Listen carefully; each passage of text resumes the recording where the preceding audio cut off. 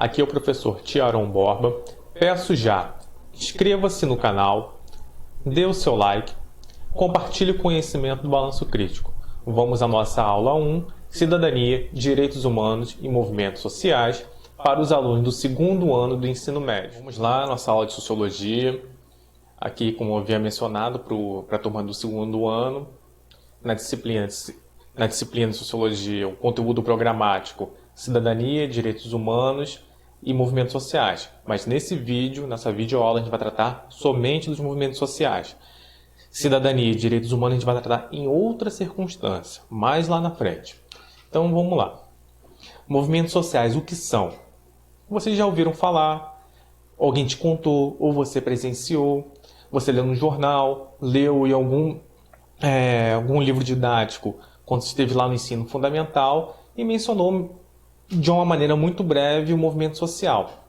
Então, assim, você tem um certo contato, tem uma certa, vamos dizer assim, um preconceito, né, em relação ao movimento social. Você, de alguma forma, você já ouviu falar em relação a ele. Então, o que a gente vai fazer aqui? O movimento social, ele acontece historicamente na sociedade, especialmente quando a gente tem uma relação entre Estado e sociedade. Pessoas que governam, pessoas que são governadas. Então, nessa relação tensa entre Estado e sociedade, é que esses movimentos sociais eles surgem, que eles aparecem. E aí se torna um fenômeno digno de ser estudado pela sociologia. Não só a sociologia, mas história, geografia, filosofia, ciência política, outras áreas do conhecimento vão se deter nos movimentos sociais.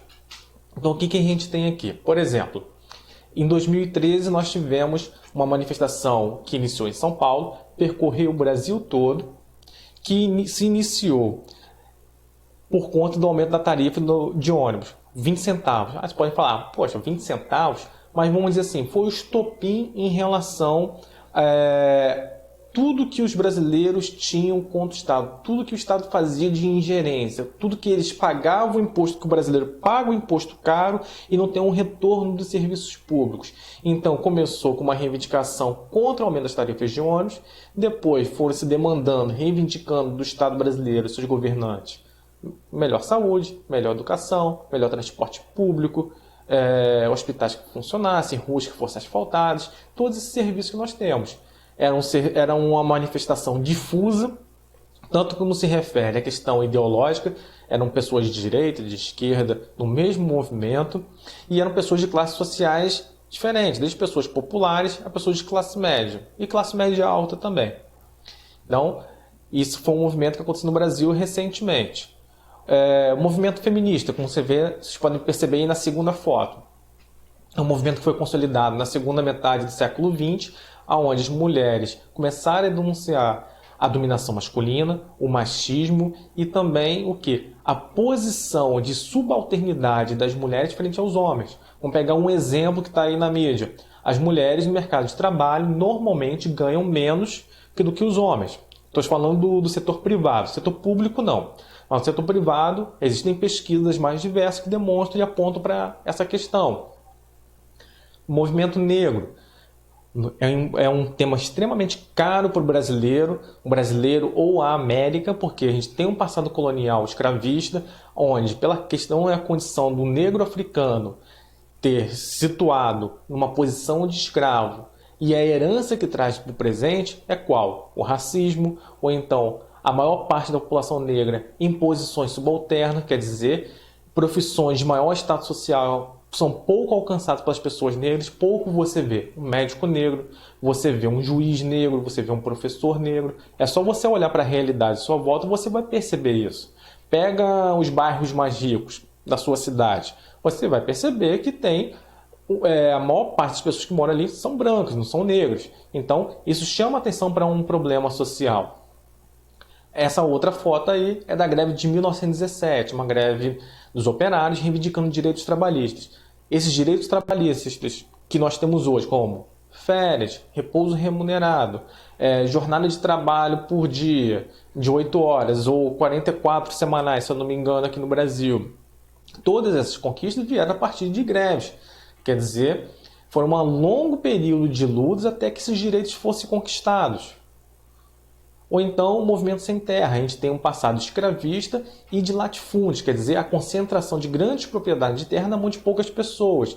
Isso inibiu que camponeses, aquelas pessoas que têm conhecimento prático para produzir alimento, não tivessem acesso para produzir insumos, produzir riqueza para eles, para sua subsistência e também para abastecimento do mercado. Isso fica hoje na mão de grandes corporações, isso é uma bandeira até hoje.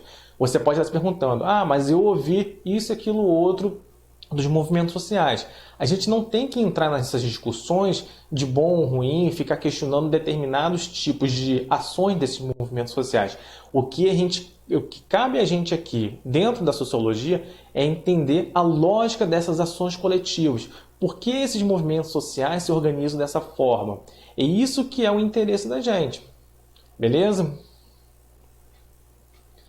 Então aqui, o que a gente pode falar de todos esses movimentos sociais que eu descrevi para vocês? O que eles têm em comum? Ainda que todos eles tratem de pautas diferentes, um fala sobre o acesso à terra, outro sobre a questão de gênero, né? Homens e mulheres, outro sobre a questão racial, outro sobre a questão de trabalhista, outro foi um difuso, o primeiro que eu mostrei para vocês, de 2013. O que eles mostram? Todos são ações coletivas, quer dizer, um grande contingente de pessoas cooperaram. E, normalmente, pessoas vindo de camadas populares ou classe média. Não quer dizer que pessoas de classe mais alta não participassem desses movimentos. Mas, quando a gente fala de movimento social, já é um movimento mais de massa, quer dizer que grandes contingentes de pessoas começam a se organizar e cooperar para reivindicar alguma coisa, como foi mostrado em cada caso no slide anterior. Então, a gente tem uma tendência nessa relação entre Estado e sociedade. Aí eu falei para vocês, no Estado, uma minoria governa a maioria. Então, o movimento social vai ser sempre o quê? Um contingente, né, uma parte da sociedade significativa que vai questionar o Estado que é governado por uma minoria. Então, por isso que a gente tem uma grande adesão de populares, pessoas de classes populares, aos movimentos sociais. Por fim, eles denunciam um problema na sociedade. Cada movimento social ele vai denunciar um tipo de distorção na sociedade. E elas podem gerar ou não transformação. Pode ter êxito ou não. Pode ter conquistas parciais ou conquistas totais. Isso aí depende de cada caso e é isso que a gente vai tentar entender. Pelas fotos anteriores, pode sugerir que eles são recentes, do século XX até os dias de hoje. Mas não, os movimentos sociais eles são antigos. Por exemplo, na Idade Antiga, a gente tem uma luta dos plebeus, que era a parcela, vamos supor, a classe média baixa da sociedade romana, importante na produção de riqueza para a sociedade romana, mas eles não tinham os direitos políticos tais quais eram os patrícios. Então, nesse sentido, eles realizaram uma série de greves para conseguir seus direitos políticos. Não conseguiram se igualar de fato aos patrícios, mas conseguiram uma certa equivalência. Eles conseguiram um poder de interferência na sociedade romana. Idade Média, a luta dos camponeses contra os senhores feudais. Então isso foi importante, porque a partir do momento que a gente teve o acirramento dessas lutas, várias questões de relacionamento entre a situação da terra dos camponeses e os senhores feudais demorou muito tempo, mas foi importante para que essas relações fossem redimensionadas. Idade Moderna, por exemplo, a América era toda basicamente território de exploração europeia. A partir do momento que pessoas se organizaram e realizaram independências, a gente teve uma grande transformação do continente americano. Primeiramente, com as 13 colônias inglesas, hoje, Estados Unidos, eles não tinham a mesma representação que os ingleses nas decisões políticas, então os colonos americanos eles cooperaram, eles interagiram entre eles, se organizaram e derrubaram a dominação inglesa na América. Então depois formou o país que a gente conhece como Estados Unidos. E isso deu abertura para que vários outros processos de independência na América fossem desencadeados. E na Idade Contemporânea, com a afirmação do capitalismo, a afirmação de uma sociedade de classe cada vez mais complexa, mais dinâmica, a situação de uma sociedade industrial competitiva, criou uma diversidade muito grande de movimentos sociais. Aí tem o movimento operário, negro, feminista, ecológico mais recentemente. Então, isso para a gente frisar aqui, a relação entre Estado e sociedade, um governo de poucos que governa a maioria, tende ao quê? A produzir distorções, porque essas pessoas que são poucas e governam, elas vão tender a tomar decisões que lhe beneficiem e não beneficiem a maioria da sociedade, ou que lhes deem poucos direitos para conter qualquer tipo de desordem social. Então, essa é a primeira conclusão que a gente tira aqui dos movimentos sociais. Então, aqui, o sociólogo Charles Tilley, cientista político também, ele fala o seguinte, na virada do século XXI, no mundo todo, o termo movimento social foi reconhecido como um toque de clarim, quer dizer, chama atenção para alguma coisa, como um contrapeso ao poder opressivo. De quem é esse poder opressivo? Do Estado. Como uma convocação à ação popular contra um amplo espectro de flagelos, quer dizer que o Estado, ao dominar a maior parte da sociedade, ele produz distorções. E ao produzir essas distorções, as pessoas confrontam o Estado a partir de organizações e movimentos sociais. Aí, o que o autor chama a atenção sobre os movimentos sociais no mundo atual? Tornaram-se mais frequentes. Quer dizer, a gente vem percebendo, como eu apontei para vocês ali, se forem ver no slide anterior, quando a gente chega à idade contemporânea, você tem muito mais movimentos sociais em qualquer outro período da história. Por quê? O capitalismo, a sociedade de classe competitiva, ele cria, pela sua dinamização de relações sociais mais transformadoras, ele cria esse sentimento de o quê? De distorções dentro da sociedade. Então, uma diversidade muito grande de pautas começam a surgir dentro da sociedade, movimentos sociais de bandeiras mais diversas começam a surgir. Como eu estava falando para vocês, na idade contemporânea, principalmente a partir do século XX, esses movimentos sociais tornam-se mais frequentes. Eles são mais frequentes e mais intensos. Então, eu falei para vocês, olha, o capitalismo ele fomenta, ele incentiva que, pelo seu dinamismo da sociedade industrial, a sociedade competitiva de classes, que acaba produzindo mais distorções e movimentos sociais mais diversos começam a acontecer. Mas é importante a gente se ater a alguns dados, principalmente dados políticos e outros dados, para a gente compreender por que esses movimentos sociais também se tornaram mais frequentes. Aí cabe uma reflexão e a gente começar a usar dados para entender as dinâmicas sociais. Seguinte, aí coloquei a pergunta aí para vocês. Por que percebemos a acentuação do número de movimentos sociais, como vimos pela afirmação do autor? Vamos acompanhar os seguintes dados: educação e democracia. Se vocês forem perceber aí na tabela, é uma pesquisa com dados de 200 anos. Começou lá em 1800 e a gente vai até 2016. Se vocês forem perceber, o gráfico está em queda.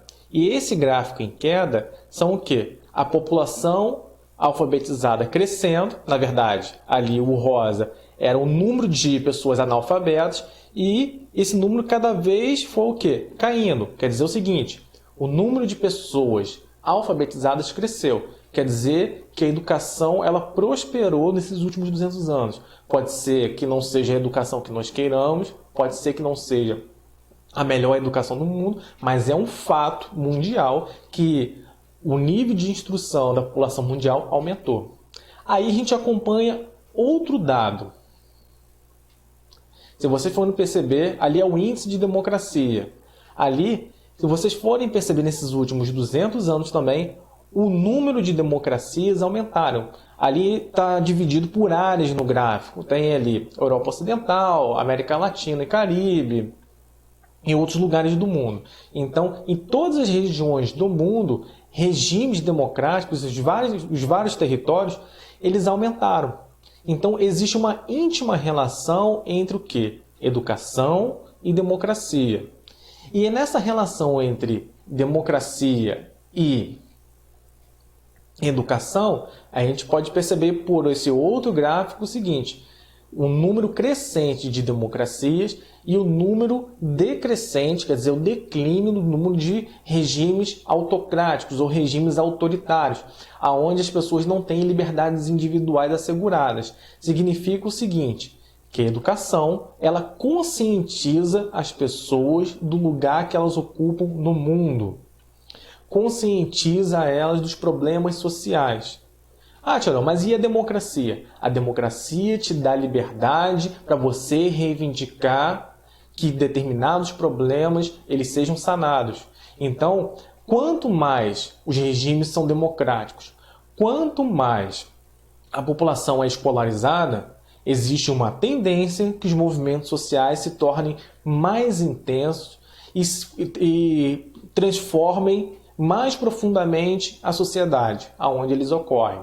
Então isso é um dado extremamente importante que a gente não pode desmerecer. Aí fica sempre aquele questionamento. Será que o Estado, por exemplo, o Estado brasileiro, ele não melhora a nossa educação para a gente não ter maior consciência dos nossos problemas? É uma hipótese, porque a gente pode perceber quanto mais educação, mais democracia, mais movimentos sociais e maior transformação social. Isso aí é um dado mundial desses últimos 200 anos. Isso aí é um dado irrefutável. Então, é interessante a gente perceber isso. Tá bom? Então, vamos passar para o próximo slide. Então, conclusão da análise de dados de democracia e educação. O aumento da educação promove uma conscientização maior dos problemas da realidade. Quanto maior a educação, obviamente, existem sistemas educacionais melhores que outros. Se você tem uma educação que promova uma conscientização política, vai ser natural que as pessoas percebam mais os problemas políticos. Se você tem uma educação voltada às questões tecnológicas, você vai perceber que as pessoas têm uma maior percepção sobre os problemas tecnológicos. Quanto mais totalizante for a educação, quanto mais áreas do conhecimento ela apresentar profundamente para você que é estudante, maior vai ser a conscientização total da realidade dos seus problemas. O regime democrático incentiva a prática cidadã e das demandas políticas, sociais e econômicas. Ah, tia, não, por que o autocrático não? Porque o autocrático ele limita a liberdade. Se ele limita a liberdade, quem que vai ser, por exemplo, a pessoa, o espírito livre que vai chegar lá, vai querer acordar com a boca cheia de formiga? Quer dizer, que é muito difícil. O Estado autoritário, ele vai lá, manda a polícia, ele vai lá, trata a pessoa que está reivindicando uma pessoa com violência. Não quer dizer que nos regimes autocráticos não tenham movimentos sociais. Mas o instrumento da violência, o desrespeito às liberdades individuais, faz com que os movimentos sociais sejam menos intensos, a não ser que o regime tenha entrado em colapso. Aí os movimentos sociais ganham força, mas normalmente os regimes autocráticos, autoritários estáveis, há uma tendência do quê? Que se suprima os movimentos sociais. Exemplo, você não vê movimento social em Cuba, que é um regime autoritário. Você não vê você não vê movimento social na China. Você não vê movimento social na Turquia. São todos regimes autoritários. Então, toda vez que as pessoas vão reivindicar algum tipo de coisa ao Estado, alguma distorção que existe na sociedade, o governo vai lá, manda as suas tropas, né, a polícia, seja lá o que for, né, que o Estado ele tem um monopólio da violência na população e acaba com o movimento social. Isso aí é uma tendência. O regime autocrático, autoritário, promove o controle educacional e a limitação da prática cidadã. A partir do momento que ele limita a liberdade, ele tende ao quê? A ter um maior controle da vida das pessoas. As pessoas não podem fazer o que querem. Também na democracia as pessoas não fazem o que querem, mas existe maior liberdade, maior campo de ação para você negociar e debater e participar dos processos decisórios do Estado. Então, por isso que as democracias elas tendem a incentivar que existam movimentos sociais. Então, essa é uma explicação para que nos últimos 200 anos a gente tenha uma gradativa intensificação do número de movimentos sociais.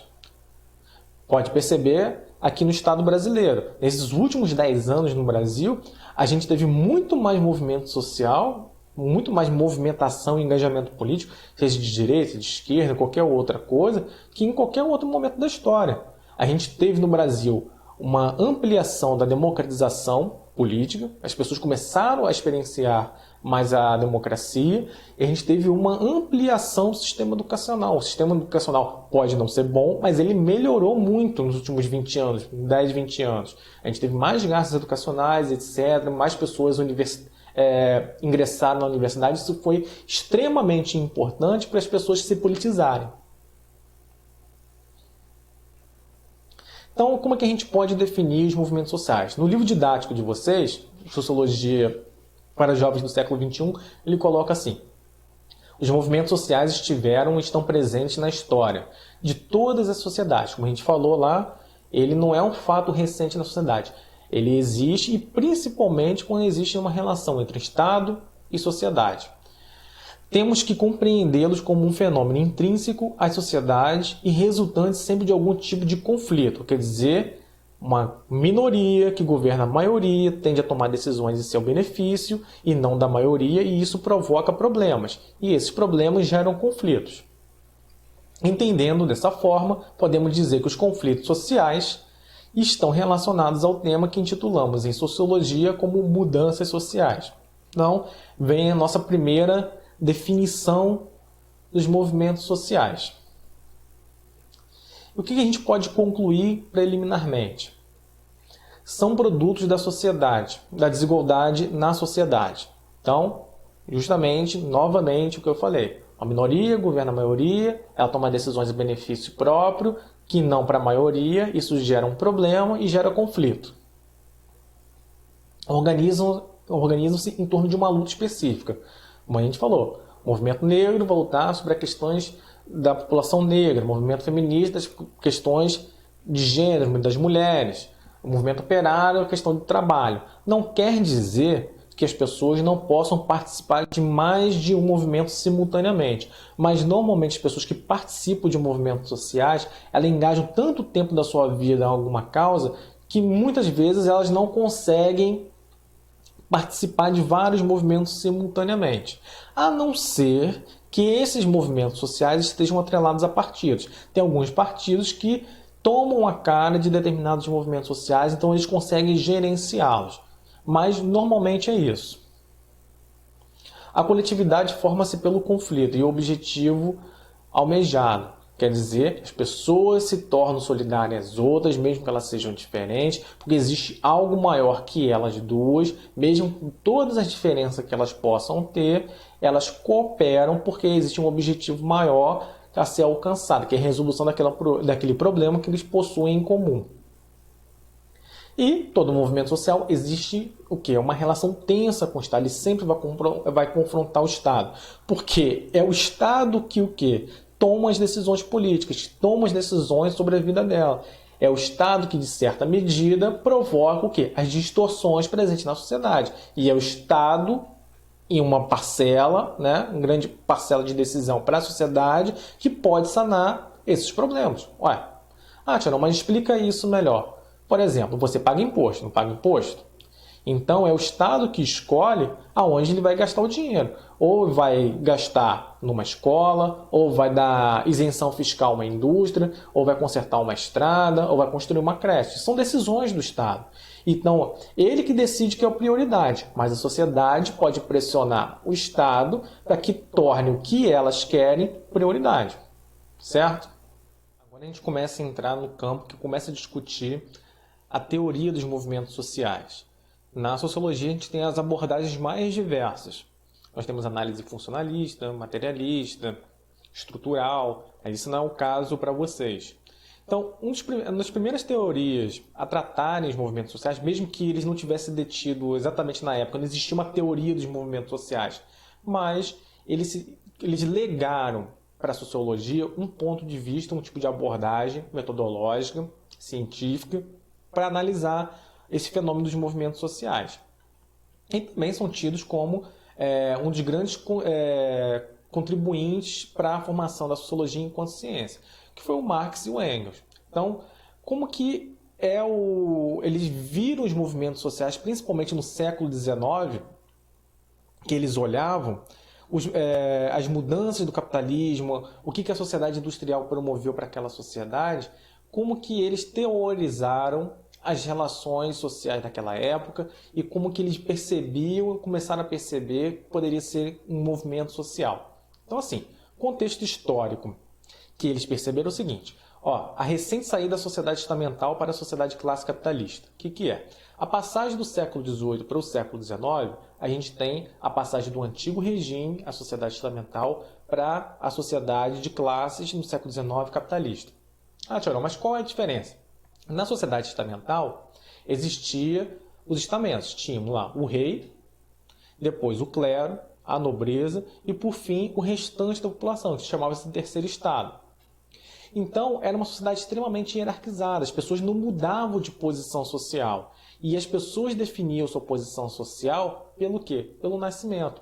Dinheiro era importante? Era importante, mas a origem social fazia você percorrer lugares que outras pessoas não percorreriam. E isso não necessariamente tinha a ver com questão financeira.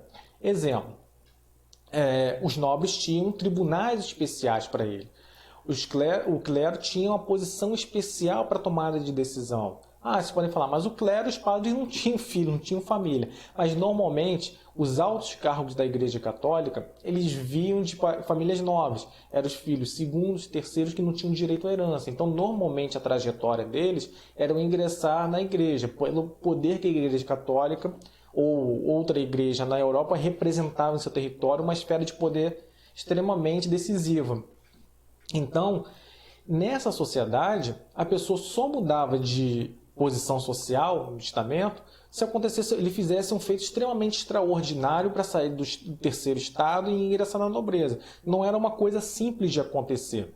Então, a Revolução Francesa, lá em 1789, ela acaba com a sociedade do antigo regime. Ela instala uma sociedade liberal, baseada em instituições liberais, com uma tendência à democratização das instituições, apreço de liberdades individuais e iguala juridicamente todos. Quer dizer, o nobre e outra pessoa que não fosse nobre, eles seriam julgados pelas mesmas leis, coisas que não aconteciam na sociedade estamental. Então, esse fenômeno, junto com a Revolução Industrial inglesa, que depois se expandiu para todo o restante da Europa e o mundo ao longo do século XIX, eles afirmam uma sociedade de classe, aonde que vai definir a posição de cada um vai ser o quê? O seu trabalho e sua capacidade competitiva. É claro que existem outras circunstâncias, a gente está aqui falando a parte mais geral da sociedade. Então é nesse momento que o Marx e o Engels vão olhar essas transformações. Então, a industrialização acelerada e o que eles percebem? Olha, a sociedade anterior à Revolução Francesa, à Revolução Industrial, era desigual. Existia o nobre, o clero, o restante da população. As pessoas morriam de fome. Mas morriam de fome, isso era um problema, mas as pessoas continuam morrendo de fome no capitalismo. Só que existe um dado que é diferente, que é o seguinte: as pessoas naquela época elas morriam de fome porque não tinham acesso a alimento, o alimento acabava.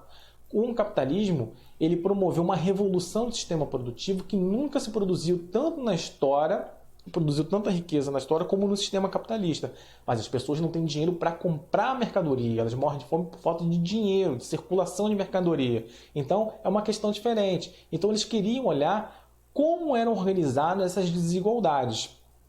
Então eles perceberam o seguinte, que o capitalismo é um sistema que gera riqueza para os detentores dos meios de produção. Quer dizer o seguinte, que a pessoa que tem uma fábrica, que é o burguês ou capitalista, ele explora a mão de obra, ele fica com a lucratividade toda e paga um mínimo para as pessoas sobreviverem. Então, isso cria uma distorção na sociedade, uma concentração descomunal de riqueza na mão de poucos e uma pauperização de uma maioria. Então, eles percebem o seguinte: esses burgueses, como que eles conseguem esse poder? Porque eles acumularam dinheiro, mas uma outra coisa. O sistema capitalista ele só se sustenta porque existe o quê? Um Estado que faça coerção na classe trabalhadora para que eles continuem submissos aos burgueses. Então, o Estado, na percepção do Marx e do Engels, ele é o quê? É o que produz domínio de classe. Presta bem atenção. A maioria dos sistemas políticos no século XIX eram pessoas que vinham de um status social elevado, ou eram pessoas ricas, ou eram pessoas que vinham da nobreza. Esses eram os políticos. Dificilmente uma pessoa comum ia exercer um cargo de deputado ou um senador. Muitas vezes esses cargos eram indicados. Então, essas pessoas que representavam a minoria da sociedade, eles iam tomar a decisão para beneficiar quem? A maioria ou a minoria? A minoria. Ia beneficiar a classe deles. Então, toda vez que eles tinham que reprimir alguém, eles iam reprimir a população para o quê? Coagir e explorar. Então, essa era a situação. Então, o Marx ele falava o seguinte: olha, o Estado que nós temos hoje, o Estado liberal burguês, ele produz uma desigualdade, ele mantém o sistema capitalista funcionando. Então, esse seria o grande problema. Então, eles percebem o seguinte, olha, não há outro cenário que não a destruição do Estado burguês. Veja bem, o Marx ele não fala no fim do Estado. Isso é uma leitura errada que muitas vezes algumas pessoas fazem. O próprio Raymond Aron, que é um sociólogo extremamente conservador, ele pontua isso. O Marx não queria o fim do Estado. O Estado ele é necessário, ele precisa da existência do Estado para gerenciar a vida das pessoas, para a existência de uma Constituição, de leis, que façam recolhimento de impostos, que defina a prioridade do que construir e o que deixar de construir dentro de uma sociedade. Ele é importante. Ele não queria um Estado que reproduzisse interesses da classe dominante. Ele queria que o Estado espelhasse o que? Os interesses mais gerais da população. E isso que é importante. Então, para destruir o Estado, não poderia ser a partir de pequenas reformas. Tinha que ser a partir de o quê? De uma revolução, uma mudança estrutural na sociedade. Então, pelo fato do capitalismo concentrar tanta riqueza, ele será implodido pela contradição do conflito entre proletários e capitalistas. O que o Marx ele percebe? Isso está escrito lá no Manifesto Comunista, se não me engano, nos manuscritos econômicos e filosóficos, que vai chegar um momento que o capitalismo vai se desenvolver tanto e como a gente tem uma tendência histórica das classes dominantes concentrarem riqueza, vai se colocar uma situação de miséria para a maior parte da população. E essa população não vai ter outra coisa a perder que não as correntes. As correntes que exploram ela, que deixam elas numa situação de miséria. Então, nessa conscientização, esse sentimento de classe, é que vai existir um amplo movimento operário, veja bem, um amplo movimento, que o movimento operário é um movimento social, por isso que a teoria socialista, o marxismo, ela é importante, foi uma das primeiras teorias sobre os movimentos sociais, que vão fazer uma mudança revolucionária, que vão destruir o Estado burguês e implantar o socialismo e depois o comunismo. Não vou discutir agora o que é socialismo e comunismo, porque isso não é o interesse da gente. Mas o fato que é o quê? Ele teorizou. Agora, a gente pode perceber alguns erros. Ele falava o seguinte, olha, a revolução socialista vai acontecer nos lugares do capitalismo mais avançado, porque lá se concentrou mais dinheiro, se tem a maior parcela da população de proletários. Mas isso não aconteceu. As revoluções socialistas que nós tivemos historicamente aconteceram onde? Em países que eram extremamente atrasados. Por exemplo, a China. A maior parte da China era agrária. A Rússia. A maior parte da Rússia era agrária na Revolução Soviética. Se vocês podem perceber, o símbolo do comunismo é o quê? É um martelo, que representa o operariado, e do outro lado o quê? A foice, que representa o campesinato. E eles ficam assim cruzados um do outro porque é o quê? É o símbolo da união. A Revolução Socialista aconteceu pela união do campesinato com o proletariado. Então, assim, o Marx, de certa forma, a tendência histórica que ele tentou perceber com o avanço do capitalismo, que a revolução aconteceria nos países mais desenvolvidos, de fato não aconteceu. Mas foi uma associação entre o quê? Um protagonismo que ele falou dos proletários, mas outra classe explorada, que eram os camponeses, se prontificaram também para a saída revolucionária. Então, pela percepção que a classe revolucionária seria destruidora do capitalismo, percebemos a importância da teoria marxista dentro da teoria dos movimentos sociais. Então, isso é extremamente importante para a gente perceber uma das primeiras grandes teorias, logo no início da sociologia, sua organização enquanto ciência, uma teoria que já percebe como pensar os movimentos sociais. É claro que é o seguinte, são movimentos, ele realizou uma teoria para o capitalismo e as relações sociais do século XIX. Obviamente, a teoria do Marx ela precisaria de retificações para o tempo presente, tá bom? Seguindo aqui nas teorias sobre os movimentos sociais, tiveram vários autores, várias abordagens, a gente se deteve na questão do Marx e do Engels, né, a teoria marxista sobre os movimentos sociais, porque ela é importante, ela está praticamente junto com o início da sociologia, mas existem várias outras abordagens em relação a como pensar os movimentos sociais. Agora, o que é importante a gente tentar perceber são a questão dos tipos, como que as teorias mais diversas, de uma certa maneira, elas convergem para perceber uma certa dinâmica dos movimentos sociais. Então, a filósofa Nancy Fraser, ela coloca que existem dois grandes movimentos sociais. Não só ela, existem outros pensadores que chegam a conclusões parecidas com a dela. Os movimentos sociais tradicionais e os novos movimentos sociais. E o que seriam os movimentos sociais tradicionais? Os constituídos em torno de lutas de trabalhadores por redistribuição. Quer dizer, quando a gente falou do Marx e do Engels, a gente está falando do movimento operário do século XIX e uma realidade até o início do século XX. Que os movimentos sociais dos operários, o que eles reivindicavam? Eles reivindicavam melhorias nas condições de trabalho. Pensa o seguinte, o trabalhador do século XIX e início do século XX não tinha direito a férias, trabalhava 14 horas por dia numa fábrica, não tinha repouso semanal remunerado, se ficasse doente não recebia salário. A vida dele era o quê? Era um inferno, era uma completa exploração. Então, nesse sentido, os operários brigam por melhoria das condições de trabalho. Eles brigam por quê? Redistribuição, melhorias do Estado para a vida dos trabalhadores. Então, nesse sentido, é uma característica que vai o quê? Os movimentos tradicionais, os sociais tradicionais, eles brigam pelo quê? Pela uma melhoria das condições de vida, entende a interesses de classe, de categorias profissionais.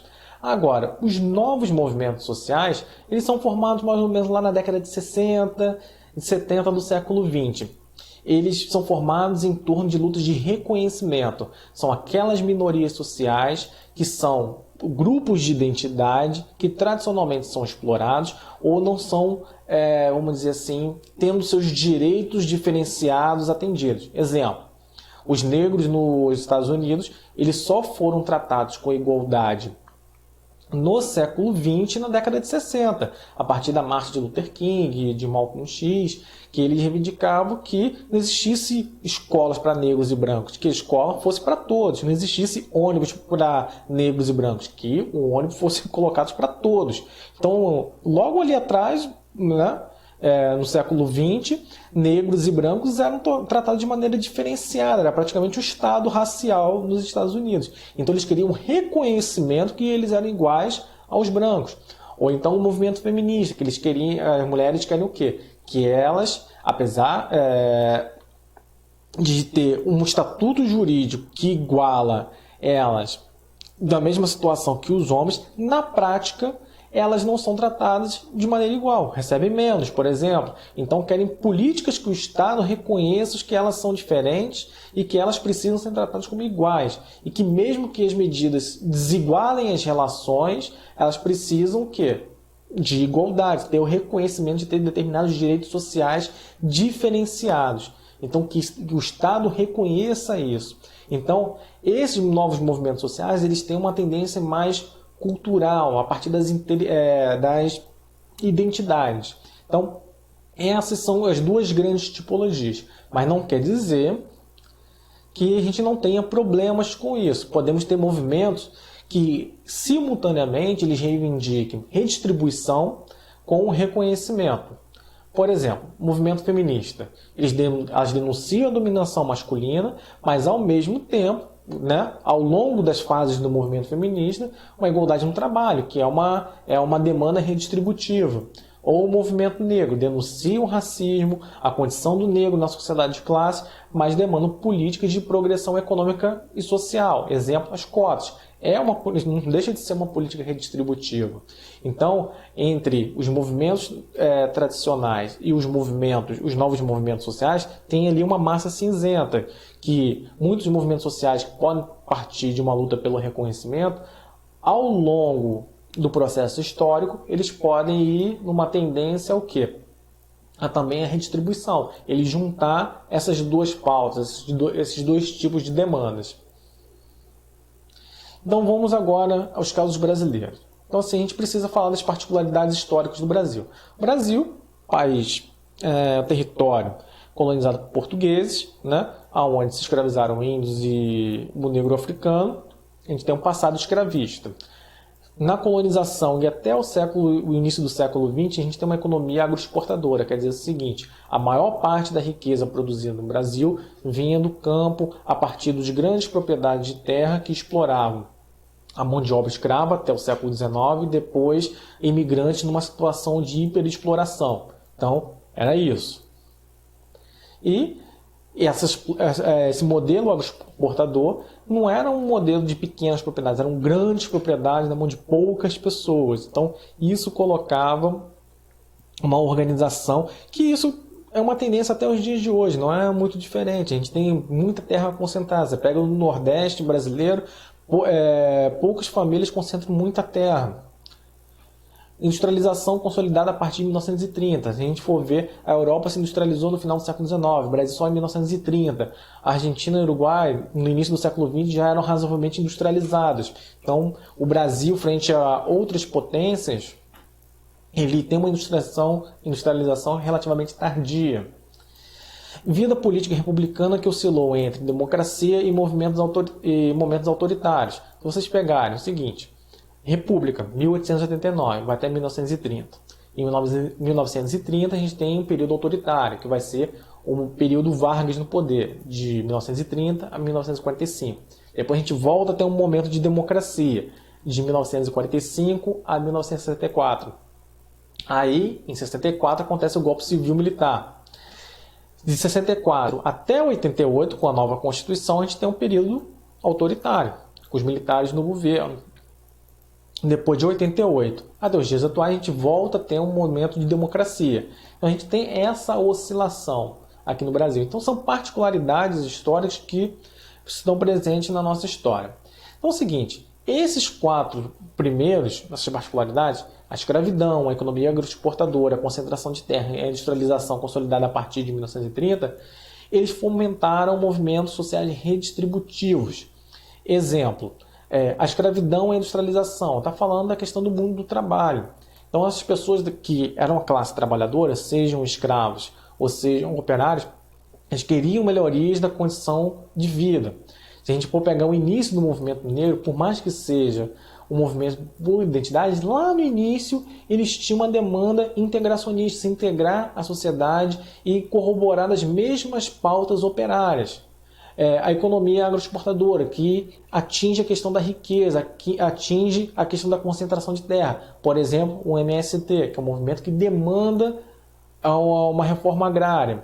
Então, existe essa questão. E a vida política conturbada que a gente tem entre momentos de maior liberdade individual com momentos de menos liberdade individual, quer dizer, essa oscilação entre democracia e movimento autoritário, incentivou o quê? Esses movimentos por reconhecimento.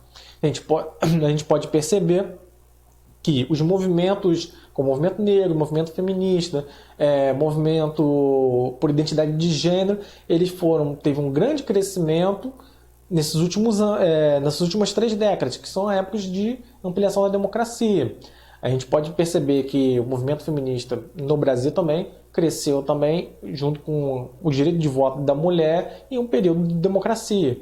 Então, a gente tem essas particularidades históricas e elas se organizam mais ou menos com as nossas particularidades. Quer dizer que essas particularidades fomentam, incentivam a determinados movimentos sociais. Não quer dizer que seja uma relação mecânica, pode ser que esteja naquela massa cinzenta que eu falei para vocês anteriormente.